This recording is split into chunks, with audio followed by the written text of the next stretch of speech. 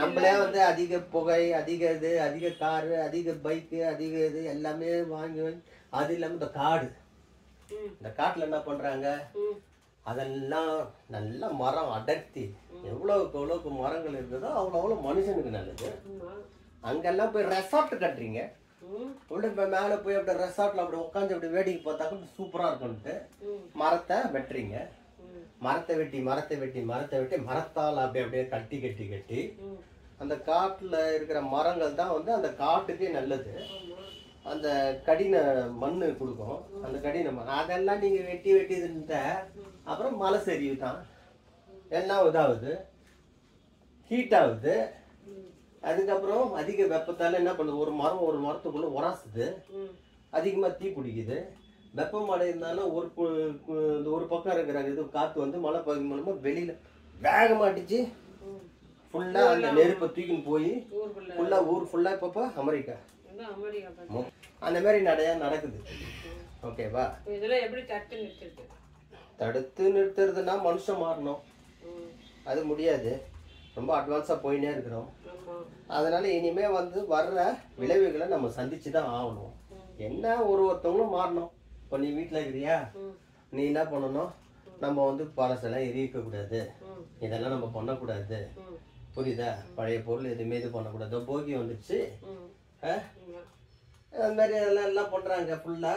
அப்புறம் என்ன பண்றது, ஒன்றும் பண்ண முடியாது. எல்லாத்தையும் எரிச்சு எல்லாத்தையும் புகையை விட்டுட்டு மேலே எல்லாம் போய் எல்லாம் அடர்த்தி ஆகி எல்லாம் உடம்புக்கு கெட்டு போய் ஒரு பக்கம் எரி மேலே வெடிக்குது, ஒரு பக்கம் வெள்ளம் ஓடுது, ஒரு பக்கம் பூமி அதிர்வு வருது, ஒரு பக்கம் மழை பத்தின்னு எரியுது. ஆமா, மழை சரியுது. அதெல்லாம் நம்மளால வந்து இனிமே வந்து எல்லாத்தையும் நம்மளே தேடிக்கணும். எல்லாமே சூரிய கதிர்கள் எல்லாம் இப்போ வந்து பேட்டரி வண்டி ஓடுது, பேட்டரி வண்டியை ஓட்டணும்.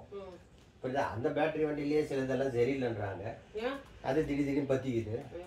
அதனால இந்த காரு பைக்கு ஜனத்தொகை அதிகமாயிடுச்சு. அதுல வர்ற மனுஷன் விடுற கழிவுகளே ஜாஸ்தி, அதுல இருந்து வர்றது எல்லாமே கெட்டது. இது எல்லாமே என்ன ஆகுதுன்னா போய் பூமியில எப்பவுமே என்னன்னா பகல்ல வந்து சூரிய ஒளி பூமி மேல படுது உள்ள வருது. நைட்ல என்ன பண்ணோம், பூமி குளிர்ச்சி அடையும்.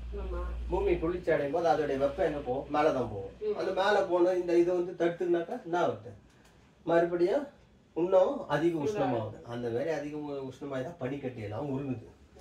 அவன் என்ன பண்றான், பனிக்கட்டி உருகி அந்த பக்கமா வரான், இந்த பக்கம் என்னன்னாக்கா இவன் என்ன பண்றான், மழையா பெஞ்சு இந்த பக்கம் வெள்ளமா ஓடுறான். அவன் என்ன பண்றான், இதாண்டா சாக்குன்ட்டு ஃபுல்லாவே எரியிறான். இப்படி எல்லாமே போக நல்லா இருந்த நம்ம பூமியை நாசமாகிட்டோம். இதுக்கு மேல வந்து நம்ம அதை வந்து அனுபவிச்சுதான் ஆகணும்.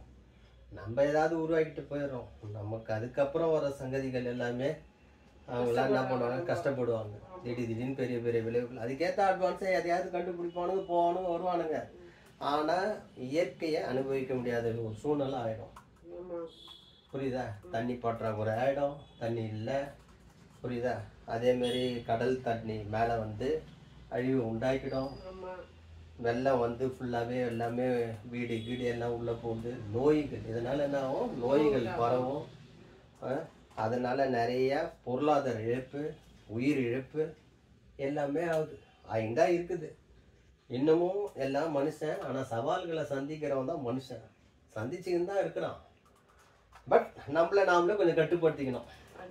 இந்த பட்டாசு வெடிக்கிறத குறைக்கணும், இந்த மாதிரி. ஆமா, இன்னைக்கு என்ன நாள், நீங்க போய்க்கீங்க. எனக்கு வேலைக்கு நான் போய் கொளுத்தணும், வேலை ஏறிடுச்சு. உங்ககிட்ட பேசினேங்கிறேன் பாரு. நான் ஹலோ எங்க போற? எரியும், நாங்க போய் பாயலாம். ஓ இல்லை நீங்க போ. எவ்வளோ நேரம் என்னத்தை சொல்லி, நம்ம திருந்தினா தானே மற்றவங்க திருந்துருக்கு. போ கடவுளே.